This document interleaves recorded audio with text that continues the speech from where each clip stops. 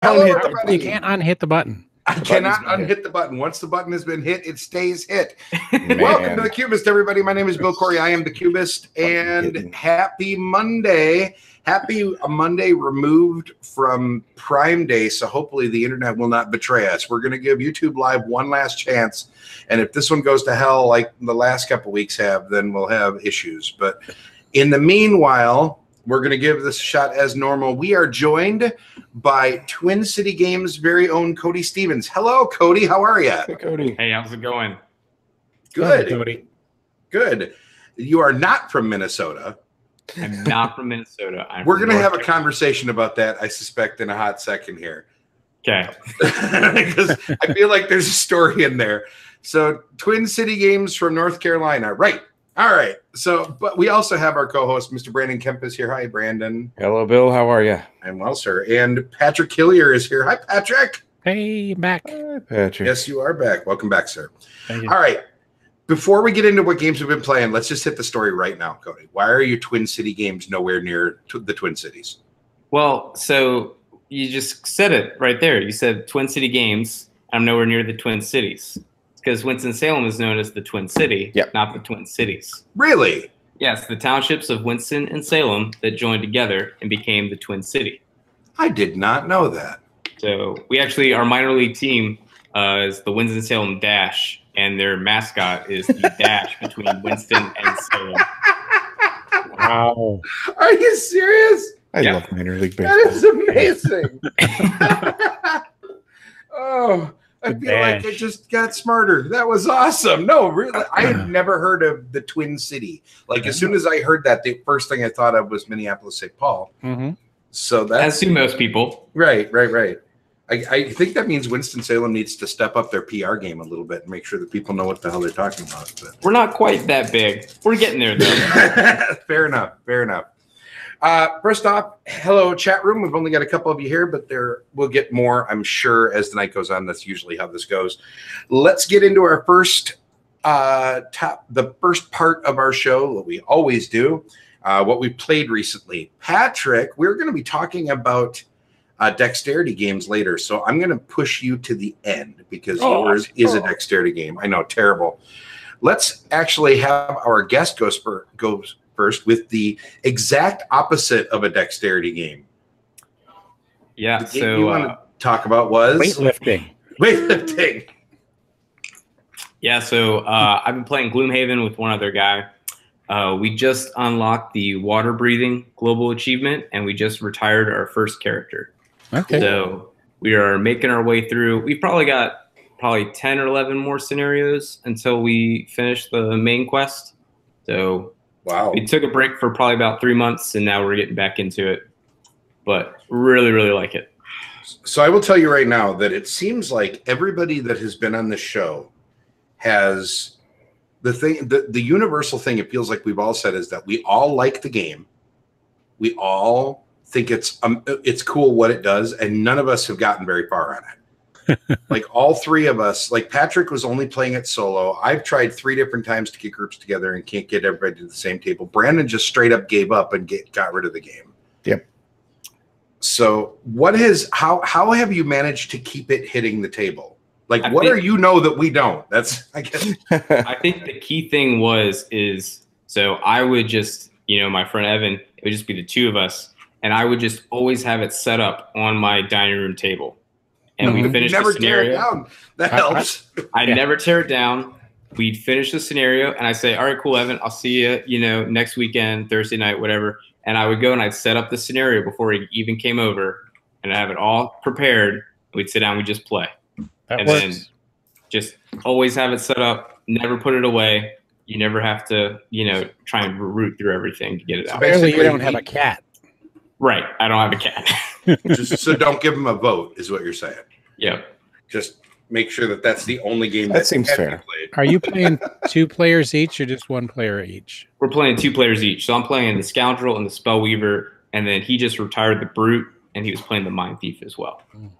Okay. Yeah, because that was the other challenge. I did try a little bit with Alan, I think, as 1 player each, and just didn't find we'd had enough stuff to do what we needed to do. We did that in the very beginning. Our first 2 scenarios, we just played 1 character each, and we realized that's like, it wasn't really enough. So Right. we've done 2 and 2. Yeah, Well, I think if I started it again, I would do that.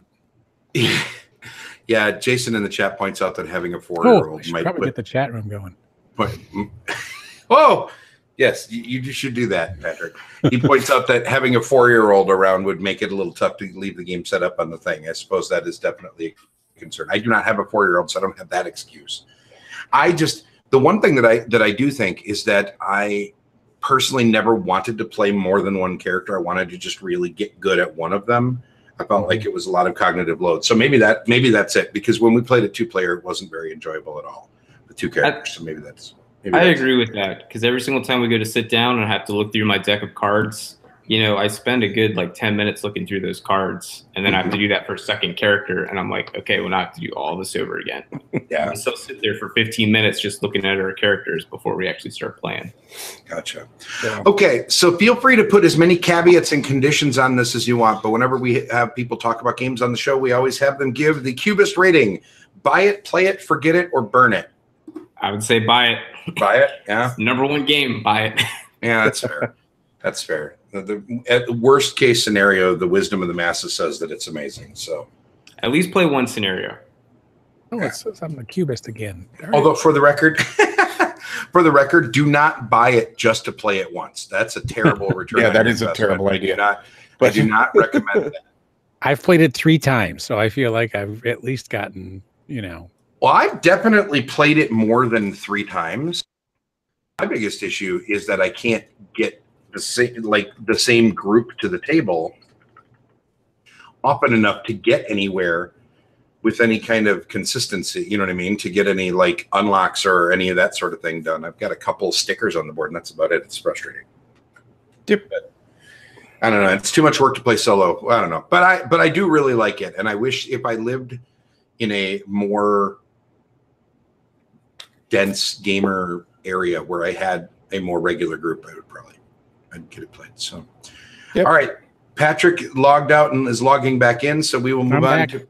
You are back. Let's go to Brandon though, because now that you're here, we're going to make you wait some more. We're going to make you wait some more. I'd argue that maybe Gloomhaven should be considered a dexterity game just because of all those bits you got to push around everywhere and move around. So maybe there is a dexterity Gloomhaven in there. We just use discs instead of the standees or the miniatures.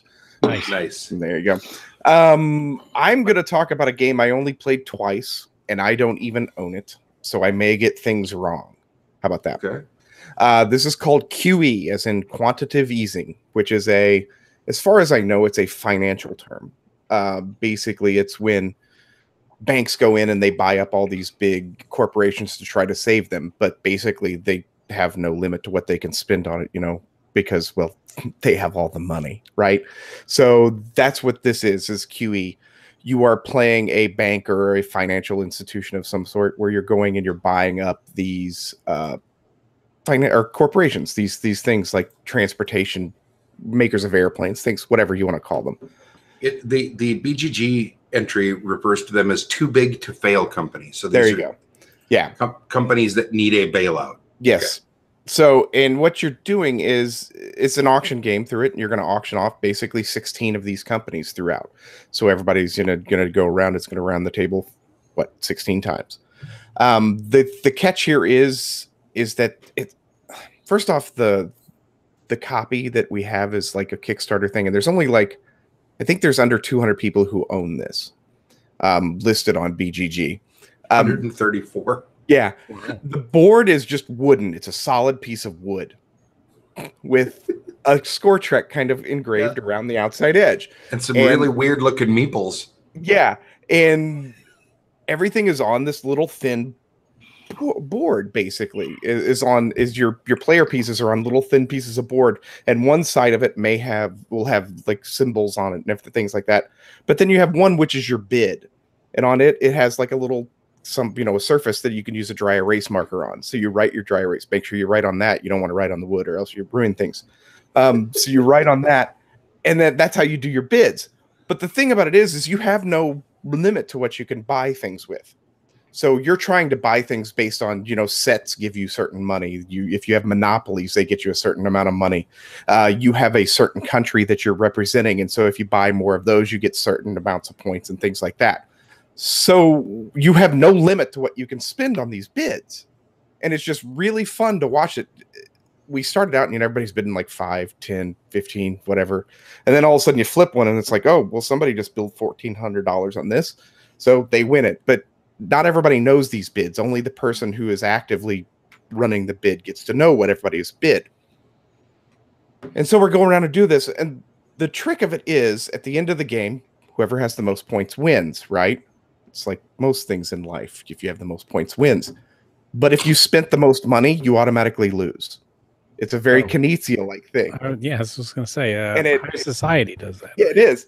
This is 100 times better than High Society in half the package. In an uglier package, we'll say that. Boy. So no, it's not a pretty game. He's not. No, wrong. It's not. If they made this in a cardboard form and they could sell it for $25, I would just tell everybody in the world that it had to be bought. It's a fantastic little game. But it's really cool. We misunderstood it the first time we played it, of course, like you normally do. And so two of us thought that only if you had the highest bid, you would lose the game. And so we saw each other's bids and what we were doing. So we're all like sticking like $1 below that. Come to find out, we've kept bidding that and we've spent like whatever many thousands of dollars, and we automatically lose because we have the most money or spent the most money. But it was good fun. And then we played it the second time we played it correctly, and it was even more fun. So I put a link in the chat room, by the way, so the people that are watching live can go look at the BGG, because I think that at the very least, looking at the components pictures is 10 seconds well spent. It's super weird. Like this looks like somebody has like a weird laser cutter in their garage. And they were like, this is like the third edition of this game. I know, that's the part that worries me. That's where I'm what? Hey, have you seen early editions of what's the stacking game with the Greek things that you went a gaga over last year? A stacking game with the Greek things. Boy, I'm being worthless. Oh, Santorini. Santorini. Yeah, that was just blocks of wood. That was just blocks of wood in a box, Yeah. No, this is the same thing. I mean, it was like all fancified. It could. Okay. Now wait a second here. Hold on. I am not in any way suggesting that a game has to be fancy in order to be worth playing. Okay. The Game of 49 is a very well regarded light auction game that is basically, as far as I can tell, a bingo board and a bunch of bingo chips and some paper money. Mm-hmm. And it works really well. Yep. This just feels like a weird, it's got to be cheaper to print cardboard than it is to laser cut wood. But it wouldn't be the same. I mean, no, it would be cheaper. That's even the old board, because the new board has like a little inset thing that you can place things in, and then it's got the place for the bids for you to lay your bids down on. So this is like an older looking board too. So it's been, updated. So it's better looking than the thing I'm looking at? Yeah. Well, no, it's not better looking. Okay. It looks the same, but it has more utility. And we don't have meeples anymore. We just have cubes. We've completely forgotten that. So, but yeah, that's it. If they made it for a $20-$25 cardboard game, it would sell. I don't think it would set the world on fire by any stretch of the imagination, but well, I would say the Game of 49 made a big splash, and everybody was talking about it for about 3 months and then nothing. Yeah. So I think that's sort of the lifespan right now of these sort of weird. No, it got into Target. It made it bigger than. I'm saying in our little our sphere it did, but it made a bigger splash than you. Yeah, it did. Think. The cool thing about QE is, of those 134 copies that are linked on BGG, 2 of them are within a mile of me, so I can play this anytime I want to. Okay. Well, there you go. I have 2 weirdos in this town who bought that game. I think I'm guessing who the other one is. Well, all right. So it sounds like I'm being a dick to this game, and I don't mean it that way. I just think this is just a super weird choice for an economic game, right? Like, this is the kind of thing. This and the other game I was going to talk about are the kind of things that I think Kickstarter's for. I think this is perfect. This guy did this probably in his garage. I don't know the whole story. He probably did all the stuff himself, which is why it's taken forever to deliver and why things like this happen. Sure. But yeah, that's the kind of thing that I think is really good for Kickstarter. The other game I was going to talk about is Shipwreck Arcana, which I think is a bigger release anyway, but it's also one of those Kickstarter things that was this guy in his game, basically. So gotcha. Well, there have been a guy in his games before that have been bigger productions, but this is quirky enough that now make sure one of these copies gets to Lake of the Ozarks. We will. Yep. Right. If judging from the reaction from everyone who played it except Corinza, it'll stick around. Okay. Nice. On the Cubist scale, sir. Buy it, play it, forget it, or burn it. I would honestly, if I could find a copy, I would buy it, but I would suggest everyone just kind of try to hunt down a copy and play it. Gotcha. Just have some fun with it. Very good. And just remember, don't go nuts. It self-balances. It's this really cool thing because once somebody knows that you're bidding way more, they know that they can bid just a little bit less than you and still pull things out. It's fun. That's cool. I like and I definitely like the idea of games that take a different spin on stuff. That's neat. I like the idea of an auction game with no limit to how much money you can spend. That's I had no idea what quantitative easing was until that night. So that's very cool. Oh, so there you go. So it's a learning experience. It is. Very cool. All right, Patrick, we're gonna have you talk about your game real quick because it's a dexterity game, and that is a segue, y'all. All righty. Well, speaking of balancing on a segue, God. I'm talking about Maple Circus here. So I had heard about this at BGG last fall, but didn't get a chance to play it. And then I was at Origins most recently, and had walked by the Dino booth, and they didn't have it, so I couldn't buy it. Unfortunately, we'll talk about that in a minute. So I had to go over we will publicly shame you for your lack of stock in mere moments. We'll make a whole topic out of it, Cody. It's okay. So I went over to a different booth, and I don't know what they were selling. They were selling a bunch of stuff, and I saw this on the table. I said, "You don't even have to show it to me. I want it. I want to buy it sight unseen, because I am all over this kind of stupid toy game." And I bought it, and I brought it to the Punchboard Media meetup that night, and a group played it without me. And then I played it the next night with some people, and I love it. So it's basically you play it over 3 rounds. It comes with an app that you play, and it annoys the people like Joshua playing heavy winsome games next to you in the open gaming room at Origins. And it plays like circus music, but it has like different themes. There's like heavy metal circus music or classical circus music or whatever you want to play. You play that on your phone, and that kind of times you for like a certain amount of time. But then you play like 3 rounds, and during those rounds you draft different kinds of characters, like orange characters or different colored ones or different shaped ones, and then you have to stack them vertically, and you get points. Like the blue ones are touching the ground, and the yellow ones want to be on top of up on the sky, and you get points for those. And then there's like this little scale. If they're high enough up, you get points based on how high they're off the ground. And different things happen within the game. And if they fall over, you got to restart over, and it's frustrating and fun at the same time. And the 3 rounds are done at the same time, but the third round, is kind of your showpiece, and each of you take your own turns doing your own. And the soundtrack does like crazy things, like you have to jump up and yell "hooray" or fall out of your chair when the cymbal goes off or something stupid. That explains a fair amount of the game that I witnessed. It's nonsensical fun, but it's fun. And then we played it again, even when I got back. It's Father's Day, Origins weekend, so I got back, and we had dinner, and Alan came up, and I said, "Well, we're playing this game." Alan at first didn't like it, but like one of the things was, you have to ride your horse around the ring when it comes into the thing. So he's like tapping it like. Even he got into it by the time the game was over. So, gotcha. It just comes with a buttload of really cute meeple shapes, and I think it's Matago. It is Matago. Yeah, and I like Matago games. I mean, even they're I've got serious Matago games. They're quality games. They're quality components for sure. So it's a good time.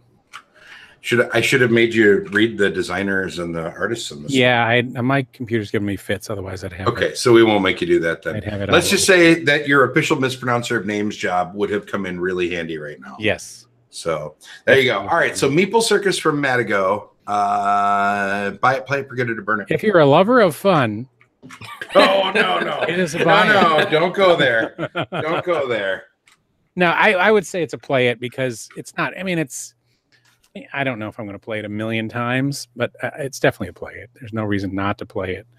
There's no reason not to buy it, really. But you know, I definitely bought it. I bought it sight unseen. I'm not unhappy that I bought it. Sure, it's definitely not for everybody. You gotta like that kind of game, right?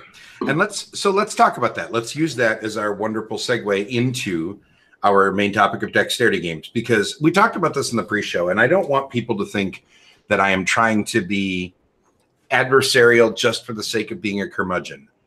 And Cody, you're a great guy, but I'm going to come straight out of the gate by saying that I don't particularly like dexterity games very much. And the reason why I don't is because I have knockwursts for fingers. I basically have a hand made entirely out of uncooked sausages. And then I have another one that's just as bad. And I'm old. So like every time I try to play a dexterity game, I just end up, as a matter of fact, I bought Rhino Hero because I remembered so many people talking about how awesome Rhino Hero was, played it twice, and then gave it away because I was like, this is never going to happen in my world again. There are a few that I like, and I'll come back to those, but your title that Patrick couldn't buy, Dino Dunk, is a dexterity game, right? Yep. So help me understand why I'm wrong. Like, I mean, not wrong, you know what I mean? But like, what is it that I'm missing here? What is it that help sell me on the idea of dexterity games. Well, I think Patrick touched on it. He touched on it before with, Meeple Circus, is that you have to like this kind of game. You have to like the activity that you're doing with the game. There are dice rolling games. There are card games where you're drafting, where you're doing an engine building. Dexterity games are the same way. Do you like stacking games? Do you like flicking games like Crokinole, or stacking games like Meeple Circus or Circus Puppy, which I bought at Origins, but it seems like I should have bought in Meeple Circus instead. I think it's more fun. But yeah, it's just, these games respond well to certain people who like these activities. And for me with board gaming, I kind of have I have a good collection, I don't try and dive too deep into one genre, of games. I'm always trying to find a new activity. So I really like Potion Explosion just because of picking out the marbles. It's just a different activity. It's not dexterity, but it's just a different way to interact with the components in the game. And that's kind of what dexterity games appeal to me as is. Mm-hmm. Okay. That's really interesting because in my brain, as you were describing this, it's like you just have to enjoy what you're doing. You said some people like card games, some people, and I was all ready to come back with this super witty retort about how, yeah, but I like some card games, but not all. And then you said flicking games versus stacking games versus other games like that. And it has literally never occurred to me, and I'm not saying this as any kind of podcast theater, it has never occurred to me that dexterity games have different categories within them, right? Like in my brain, dexterity games is the category. And then everything's just sort of jumbled up in there. And I never really thought about it as they're absolutely different styles. Like I like Crokinole. That's one of the 4 games we made the joke before the show. Well, not really a joke. There's about 4 games that don't fill me with mindless rage when I play them that are dexterity games. And Crokinole is one of them because there's a jock trapped inside me waiting to get out, right? So that feels like a sport. You know what I mean? Like it triggers that same part of my brain that's like there can be finesse shots and strategy about positioning and stuff like that, and I get that. But like I hated Flick 'em Up. Played that, made me crazy. I like Junk Art. Different kind of game, but I can't play Rhino Hero. Right? I maybe could play big size Rhino Hero. Like the gigantic one with the cards like this big, I could probably play that. Mm-hmm. But so I never really thought about it. So help me break this down. What are the categories of dexterity games? Because BGG doesn't seem to know. Well, I think, flicking and stacking are two of the biggest ones. But then you have just games like Flip Ships is one of my favorite, where you just, you're literally just flicking a pog and trying to get it to land on something. And it's very imprecise. They have mechanics in there to help you kind of, if you can't physically land it on the card, you can do something different.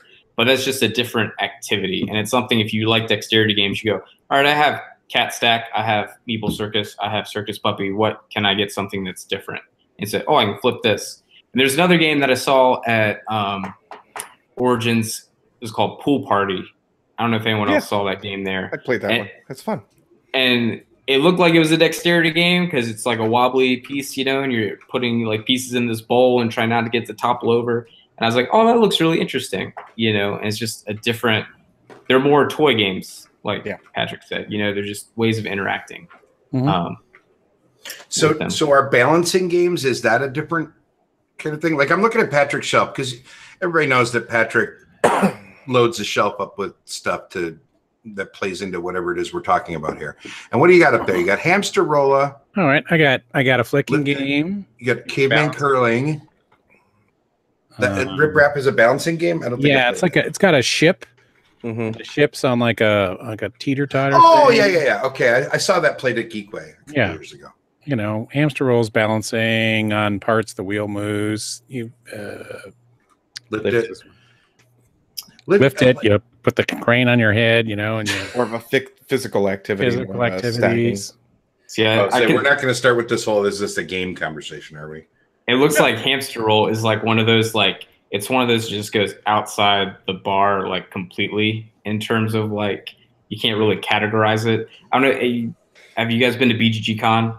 Oh yeah. In November. You know how they have all the dexterity games lined up like outside the main gaming hall and everything, and they're all the games that are just massive. And it's like, okay, like where could I possibly buy this? Yes. Well, I bought Pratt & Billiard because we played it like 2 years ago, and I had it shipped from like Germany because I love that.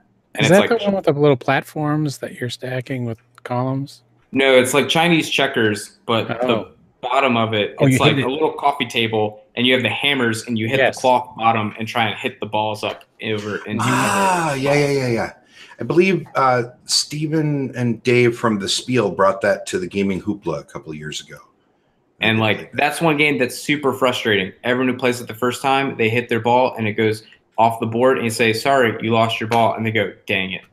And it's one people get frustrated, but they're just, just hitting the bottom of this, cloth mat and hitting the balls up is just fun in and of itself. And well, yeah. I mean, I'll whack stuff all day long with a hammer. Like, I don't even care what the game is. If you hand me a hammer, I'm going to do it. Pirate billiards thing? Yep. That's what we're, okay. Yep. And so I think that's just at the core what dexterity games are. Yeah. It's just like, do you enjoy the activity that you're doing? Okay. So weird. I guess I'm now. It's funny because I did not plan for this conversation to take my brain in this direction. I never really thought about the different types of dexterity games, and so now I find myself just really fascinated with that. Like, is Dancing Eggs a dexterity game? I would say it's a dexterity game. I love Dancing Eggs. Okay. Because I always thought of that as a party game. I've never once thought of that as a dexterity game, even though you have to like stick the eggs in weird parts of your body. Wow, I shouldn't have said that way. But but I mean, you do, Sums right? it up pretty good. Hold the egg in your neck sometimes, or under your arm, or like between your elbow and your side, or whatever, right? Like you have to do all kinds of weird stuff like that. So I guess it makes sense, but I would have never thought of it in those terms. So I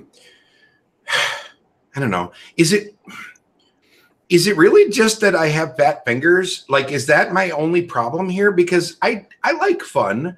Patrick said that if you like fun, you're going to like that game. It makes me insane though. And I don't understand, like, and some of them don't, like we talked about before. I don't know why. And I guess the other thing that I wanted to say, I'm sorry, I'm babbling a little bit here, but that I don't mind games where I can laugh at my own failure. Like some of my all-time favorite games have that as a major component. I love Space Alert and Galaxy Trucker, and those are all games where you have to be able to chuckle as things go horribly wrong, right? So what is it about dexterity games that's different? What do you think? You feel frustrated? Yeah, well, but I mean, a lot of games make me feel frustrated. Like Dungeon Lords is basically like punching yourself in the face for 3 hours. Kalos makes me frustrated. You know, right? It's Yeah, just a different kind of frustration. Yeah. Though. It's not a mental frustration. It's a maybe it's a. So when you get frustrated in a quote unquote normal game, and I'm air quotes all over this, okay? So I'm not saying that there's something wrong with dexterity games. Put your pitchforks away, folks.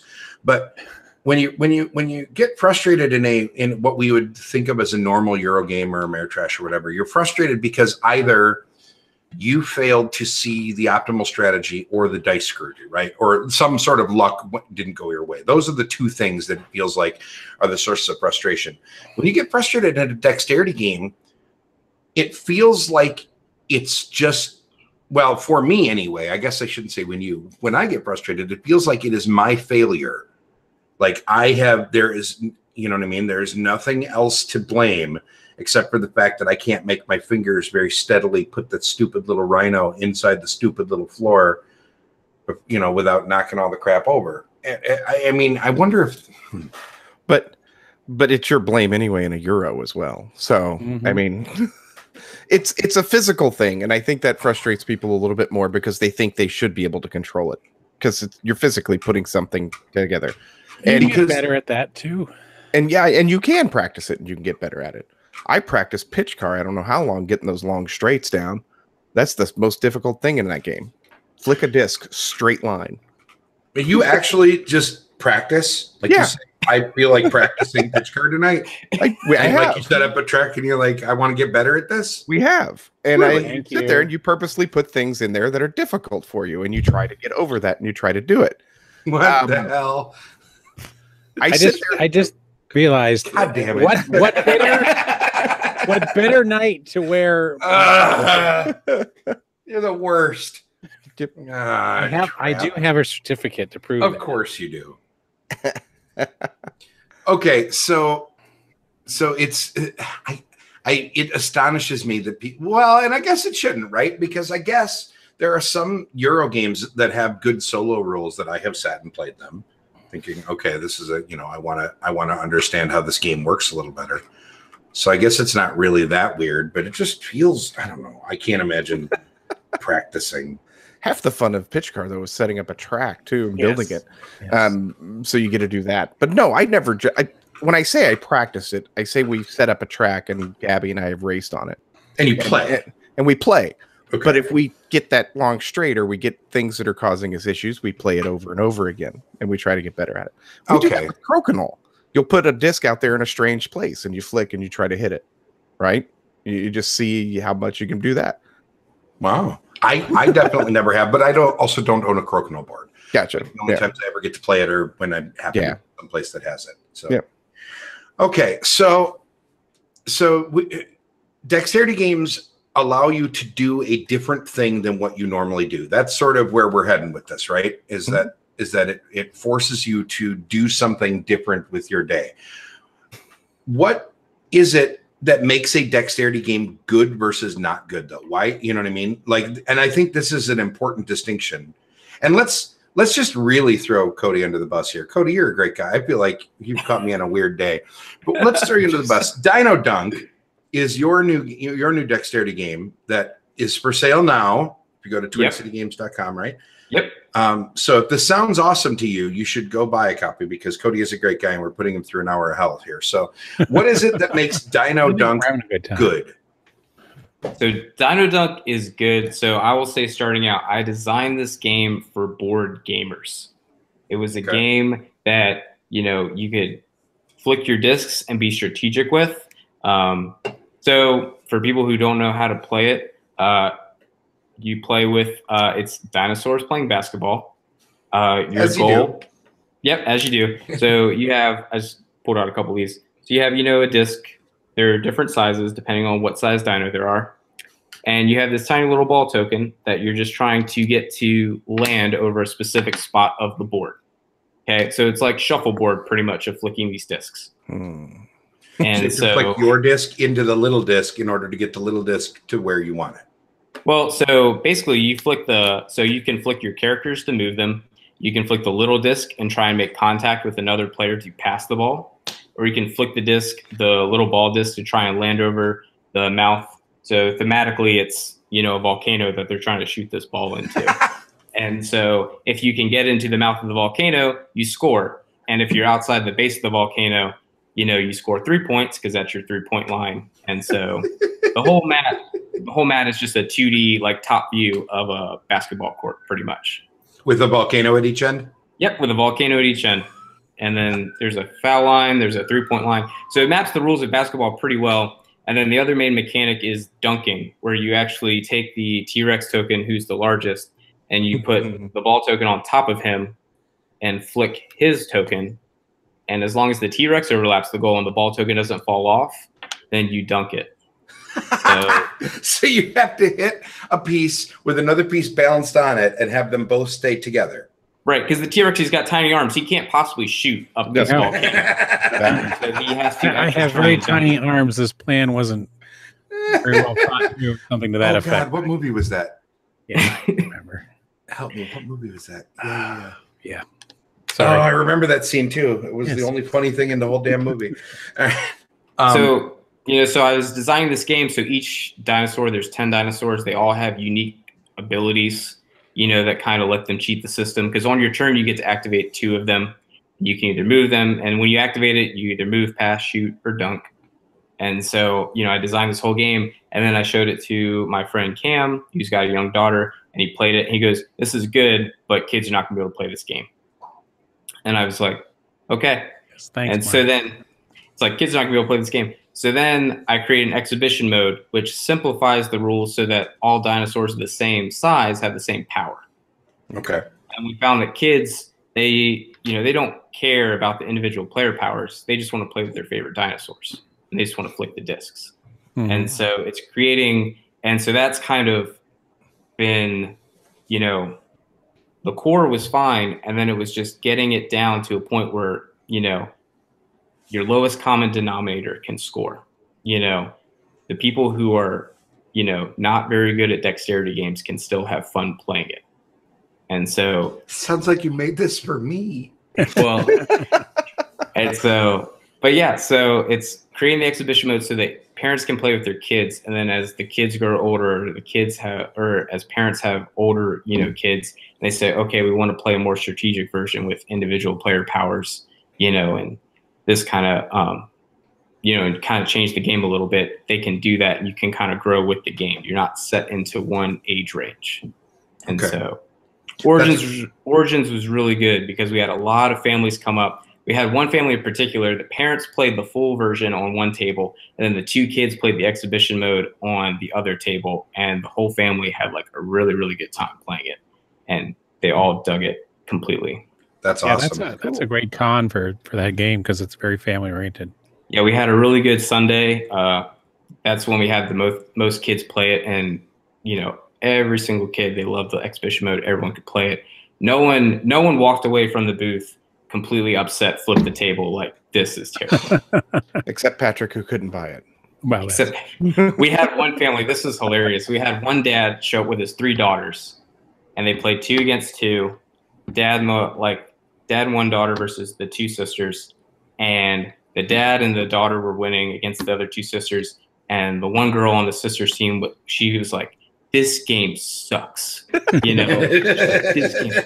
And then the girl who was winning with her dad was like, "No, this is a good game." Fighting in the booth, just like arguing, you know, like, "This game's terrible. No, you're wrong." And the poor dad was so embarrassed the whole time. Like, and we're like, "No, it's fine. Like, this is exactly what we want." You know? Twin City Games promoting family unity since 2018. There you go. But yeah, and so like one of the last like additions that we added was just like a little like wooden token that's just a backboard.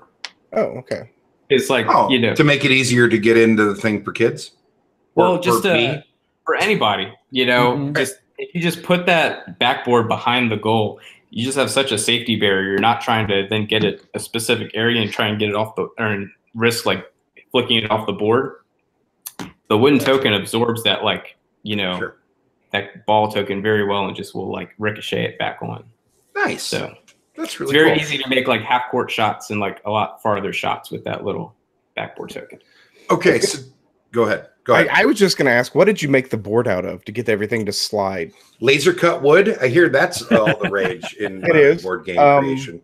It might jack up your price a little bit, but so the board is a neoprene mat, and it's actually neoprene. Okay, and it's actually double sided too. So there's kind of like a lush green side, and the goals are a little bit bigger on that side, and then on the other side it's like a doom and gloom lava, bones. And then that one, the goals are like slightly smaller. So if you're like really, really good and you're like, these goals are too big, you can always play on the harder version. Yeah. The reason why I ask is we do love Zoo Ball, and it does have a few similarities there with it. But that felt player board, just you fold it and put it back in the box. And so you've constantly got creases in it. So the neoprene is awesome, I think. So yeah, and so I have the copy right here. So the way the insert works is you actually roll the mat up. Oh, okay. And then it fits diagonally in here. You don't actually like crease it at all. And that was one of the main reasons I went with neoprene, was so that you did not have to crease it. Yep. And create like, I don't want to go with cardboard because you have to fold cardboard and then you get a little lip and it's like, oh, things can't slide over that. And you didn't want to go with laser cut wood just because you don't have the tools. I understand it. But I do hear that Kung Fu Zoo with the wooden board is like superb. Yeah, I forgot about that one. I'm not familiar with that one. I will not discount a wooden arena. There you go. Well, and I mean, obviously, has anyone turned like, Crokinole into something cool besides just old man game? Wait, what? It's a clock. Oh, people turned it into a clock. Okay. Other than that, I don't know. Wait a second. Since when is Crokinole an old man game? Well, you got to like sit on one butt cheek, and all these weird rules. And, yes, the one cheek rule. Yeah. Wait a second. Do you play most of your board games standing up? Well, dexterity games and stuff. You want to be able to get up around and see where you're flicking, and I gotcha. Okay. Put some good English. So because you have to stay seated. All right, I get you. That's weird. So that's weird.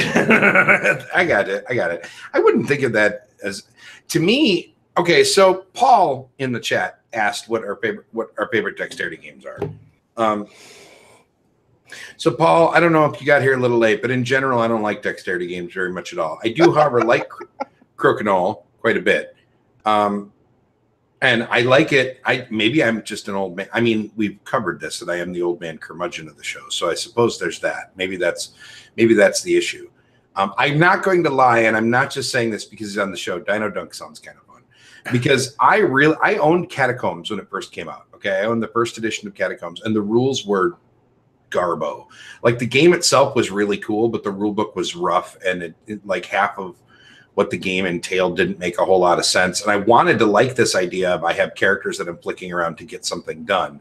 I liked that idea, and then I didn't like Flick 'em Up at all, which was sort of, I felt like hopefully the next attempt at that. And then I played Catacombs since, and it's fine, but I don't know, for some reason it just was. This sounds like a more interesting, maybe what I'm aiming for, but I don't know. What is your favorite dexterity game, Cody, besides your own?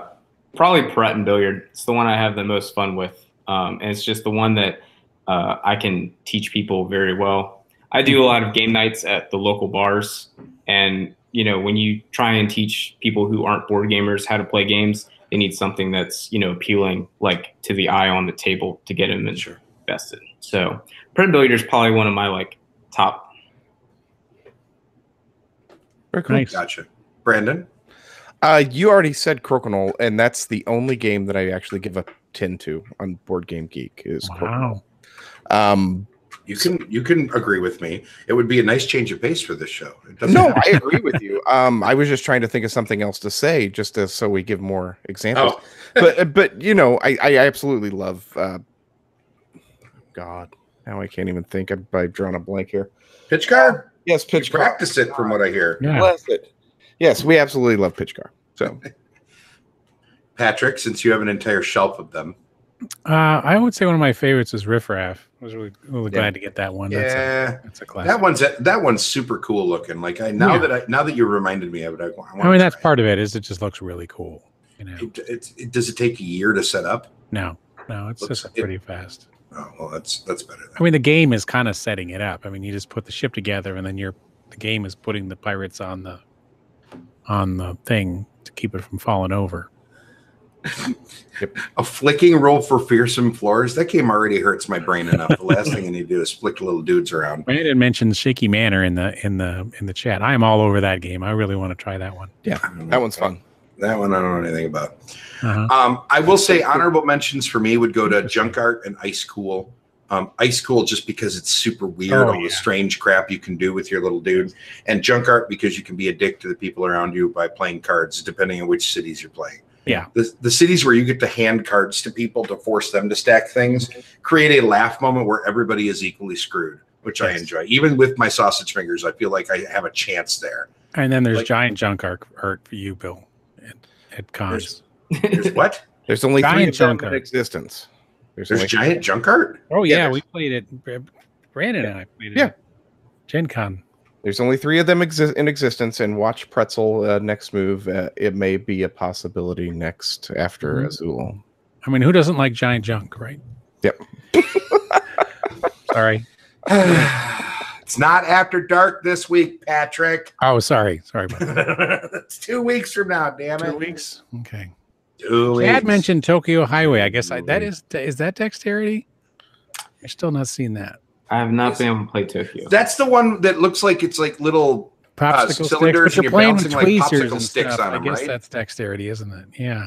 You have to use tweezers. Well, it looks like it's really tiny. They're small.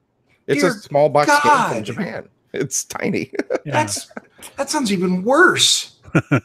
Like Rhino Hero kicks my ass. I can't even imagine what a game where I literally have to use tweezers in order to get anything done would happen. Yeah.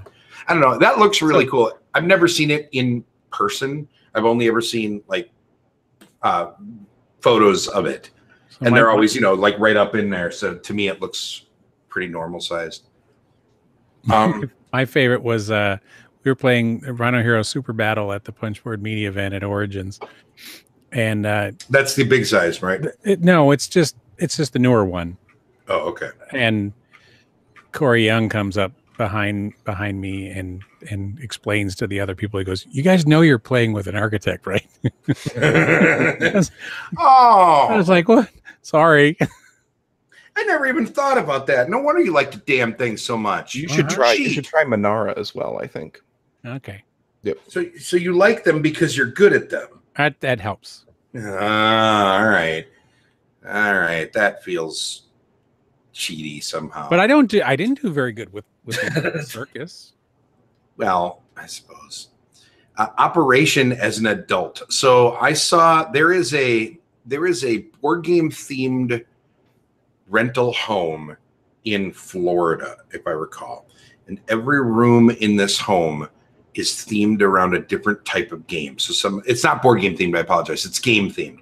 Some of them are video games, some of them are board games. And one of the rooms is an operation room. So the wall has like a gigantic operation board and there's like and it's fully electrified and whatever.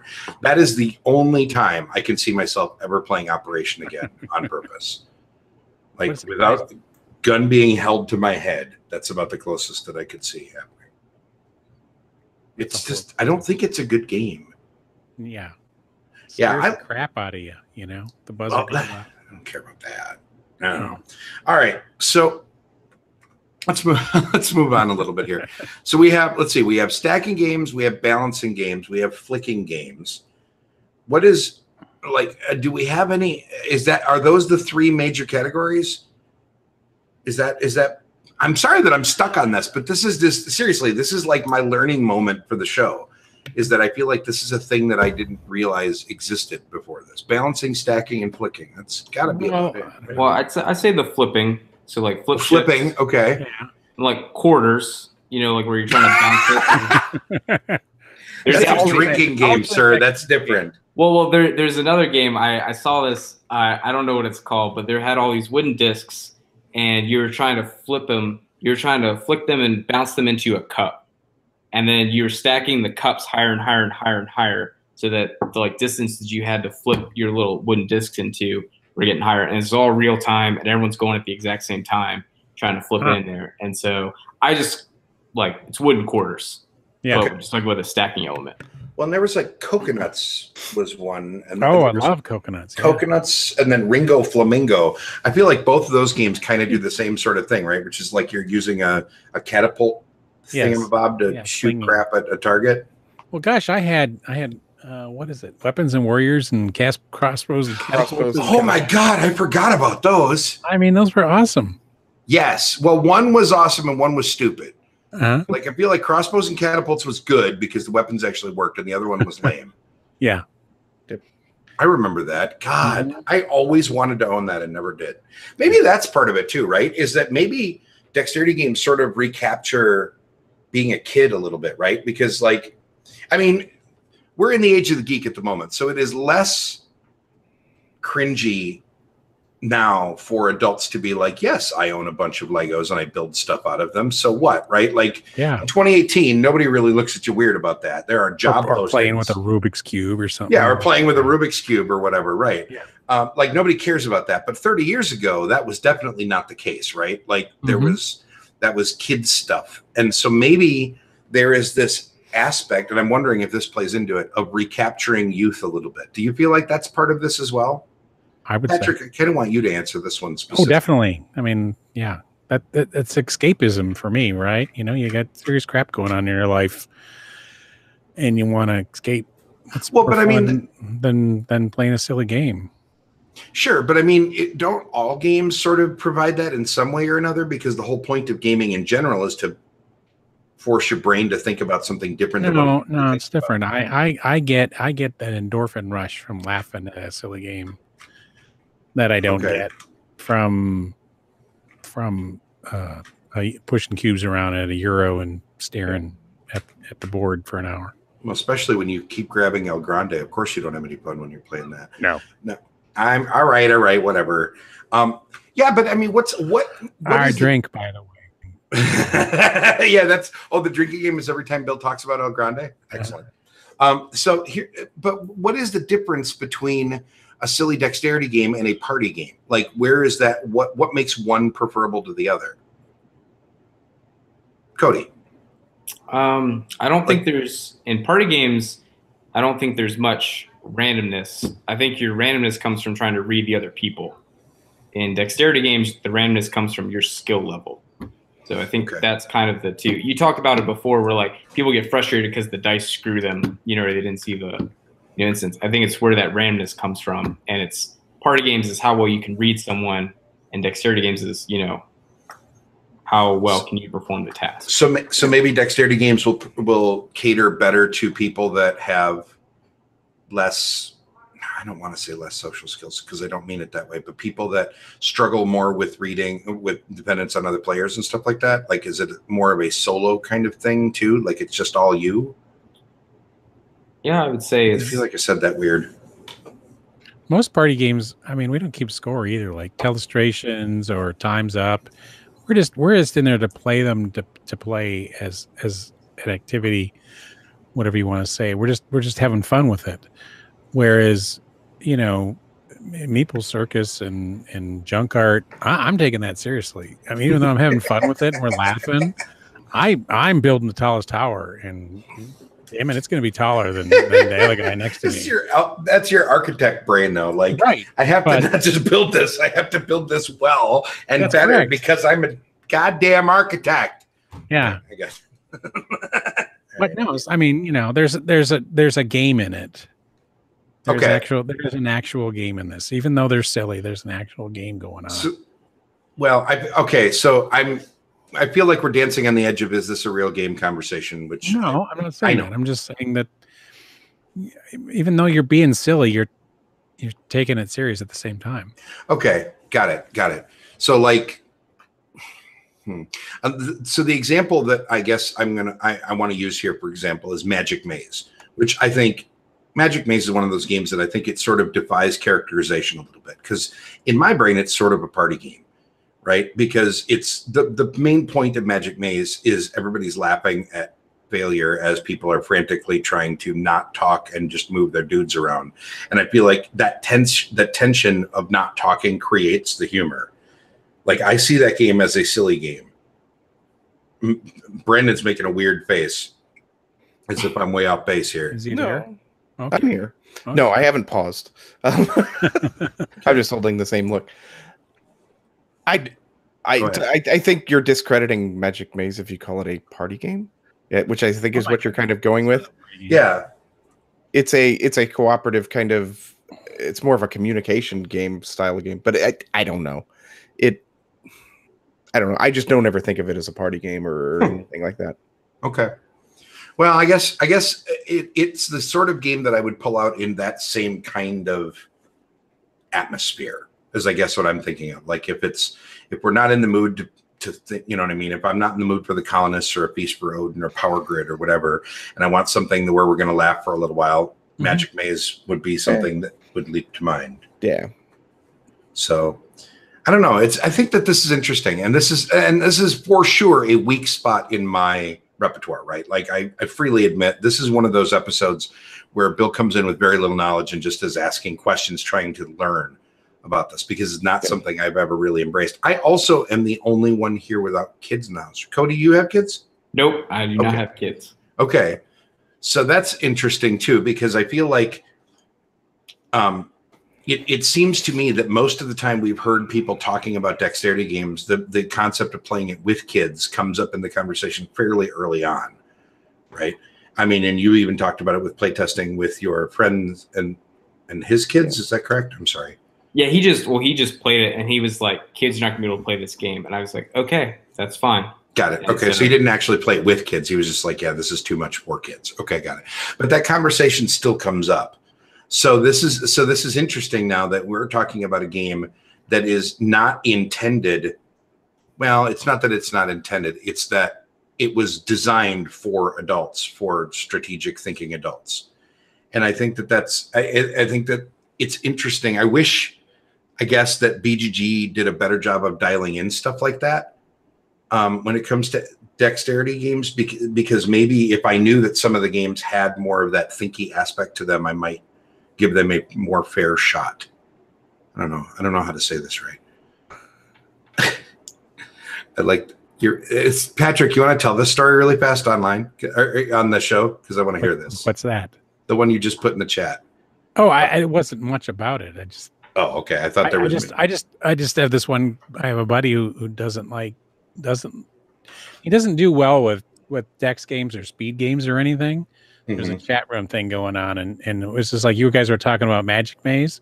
We were sitting at Origins, and somebody brought out Magic Maze, and I said, "Oh, this isn't a Dr. Jim game. Just Jim, go find another table or whatever." I forget what other game we played. Steam Park. You know, if you remember that, you roll dice real fast at the beginning, and he hated it.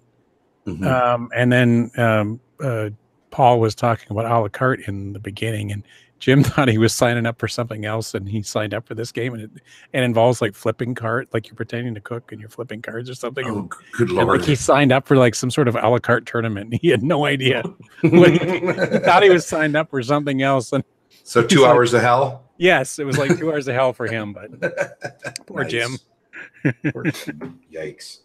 I don't know. All right. Well, I think that this is really interesting to me, because I guess I never thought about. I feel like I personally have learned a little bit about dexterity games here, which I think is fascinating, and I'm really curious to try Dino Dunk. Like I kind of want to try this one now, because right now I have exactly one dexterity game in the entirety of my collection. It is Junk Card. That's it. It's the one that I have, and I have not felt like I needed to run out and get a second one. Like I wouldn't mind owning a copy of Hamster Roller, because I think it's just weird that it's a gigantic wooden wheel and that looks like a good time, but I'm still not spending, you know what I mean? Like notice how I still don't have it. So, so I guess I don't care that much. But this, I think, gives me a really interesting, different perspective on it. Chad, if you could get people, I'm sorry, not Chad. What did oh my God. Chad's in the chat. Yeah, no, not He's Chad. distracting us. I'm having a brain fart. Sorry, Cody. Cody, if you could talk to us and give the dexterity game haters one kind of piece of gristle to chew on about why they should maybe rethink it. And we're not talking about people that have physical like issues where they can't play games, right? Because there are going to be some of those folks as well. And I'm certainly not trying to hate on those folks. And I'm not talking about knockworst fingers either. What would you say to people that hate on dexterity games in general? Get over yourselves. Get over yourself. Yeah, I mean, I think like not every game is for every person, but you shouldn't discount an entire genre just because you had one or two bad experiences. You know, there are just more and more dexterity games coming out every year, and I think it's just going to continue to evolve. And there's going to be, you know, only one or two might appeal to you, but you know, at least give it a shot, give it a play. That's a really interesting way of looking at it too, right? Like we don't like all of any other kind of category of game. Nobody likes every worker placement game in the world. So why would we assume we would like every one of these? Or, you know, just because you dislike one worker placement game doesn't mean you will probably dislike all the rest of them. Giving them a shot. That's an interesting way to look at it. Very cool. All right. Well, we're definitely going to encourage people to take a look at Dino Dunk because I do think that sounds really cool. And I like the idea of the neoprene mat to make it give you a good play experience. Cody, before we give you all the time in the world to plug stuff, however, we are going to bring back our final segment of the show, Rapid Fire. Patrick. Yes. Take it away, sir. I'm sorry, All Cody. right. You thought you were free, didn't you? I braced myself. I've mentally prepared myself for this. Okay. There are two simple rules for rapid fire. First one is you may not pause, or R, or whatever. Or repeat the question. Repeat the question. You must immediately respond with the first thing that comes to your mind, and that's about it. Are you ready for rapid fire? Yes. All right. Number one, name your favorite Dungeons and Dragons or Pathfinder characteristic. That would be charisma. All right. I was hoping for dexterity, but what is your... I was just trying to think of the name for it. That's okay. What is your Grail game? Grail game. That would probably be... I can't think of what my game is. I guess the game I want most right now would be Tokyo Highway. That works. I want that too. Hey, even though you're from a different Salem, you're from Winston-Salem. Name something besides witches that float. Ducks. Ducks. Thank you. Name your favorite game with dice. Favorite game with dice, I would probably be what's that Queen's game? Escape from the Temple. Okay. And if your favorite color is taken, what would be your second choice in a game? Oh, that would be orange. Orange. I like that. All right, Because very you good. normally play red? I normally play white. White. Okay. Okay. Orange. Very it is. good. Good job. Well, you only repeated the question twice. Not bad. Okay. Not bad. We've definitely had people that have tanked a lot harder than that. Very cool. And you got the duck question. And Good. you got the duck question. That's Right. all That I'm was good. just getting the duck question. Outstanding. Outstanding. Cody, if people want to find out more about you and the stuff that you do, where would we send them? So you can just the main thing I would encourage you to do is check us out at Gen Con. We're going to be there in 2 weeks. We're going to be in the Family Fun Pavilion, booth 1906. Come and just try the game and see what you think. Other than that, follow us on Twitter and follow us on Instagram, Twin City Games for both of those. And check out our website if you want to pick up a copy. We're selling it there.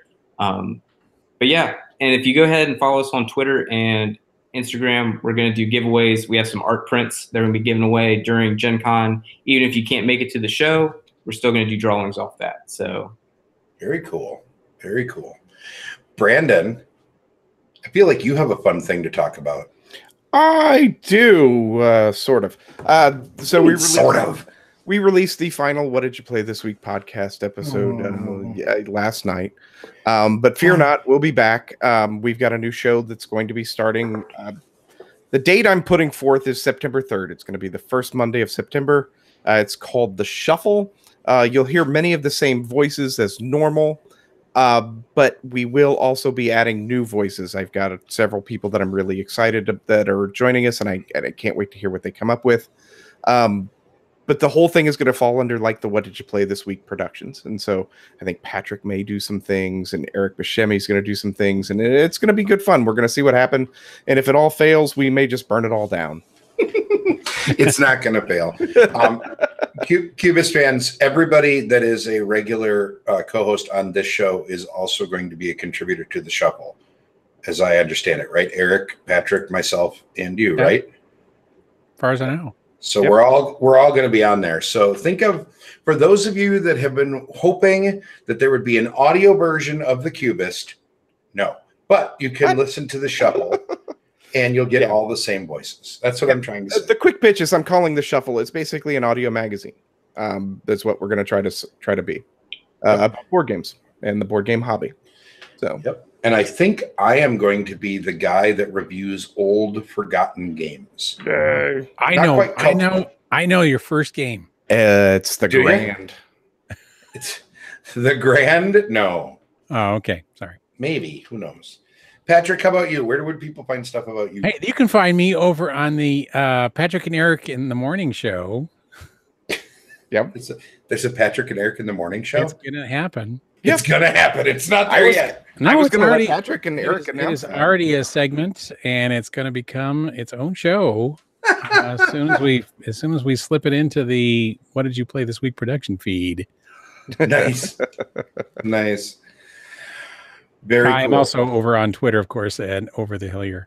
Yes, you are. Yes, you are. Chad, I am not just going to review Eclipse every week. Shut up. And Cody, I will hunt you down at Gen Con because I do want to try it. I appreciate it. And we'll give it a roll. Both. Not Just, a roll. Yeah. I would just like to throw out there that both the Cubist and the Shuffle and Patrick and Eric in the Morning, I assume, I guess I don't know about that one yet, are all proud members of Punchboard Media, where we all bring something to the table. There you go. You didn't even let us mumble through it. Now Chad's never going to watch again. I've given up on you people. Chad is never going to watch again. Chad watches anyway because Chad is a loyal cubicle. God. Anyway, punchboardmedia.com. You can find all the stuff about the show.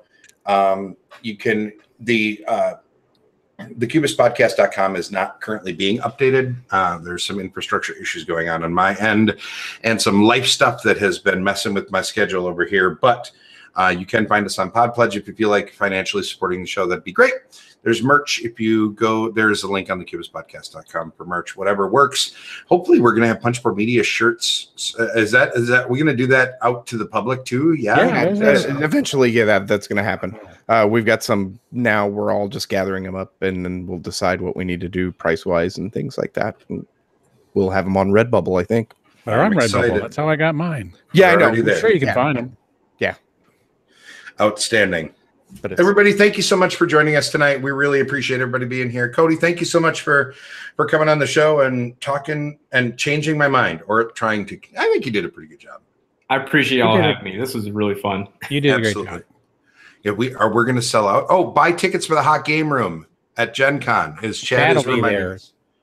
Chad will be there, so you can heckle Chad at your leisure. Please do, as a matter of fact, because I am not going to be able to go to Gen Con this year. So please go harass Chad and Patrick. You're going to be there. We can You're not going to be there. Nope.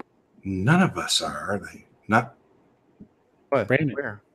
Brandon's. That's right. Brandon's going. Harass Brandon at Gen Con. Yeah, you can find me at Gen Con. I'll be the guy running around because we're literally doing a Wednesday night, Thursday during the day, half a day Friday, and then we're busting ass back home, and we're going to play all the games we bought. So. Yeah, just look for the guy that looks a lot like me. I know, I'm shaving. What? Don't do that. Stop it. Everybody have a fantastic week. We'll catch you all next time. Be good. Bye.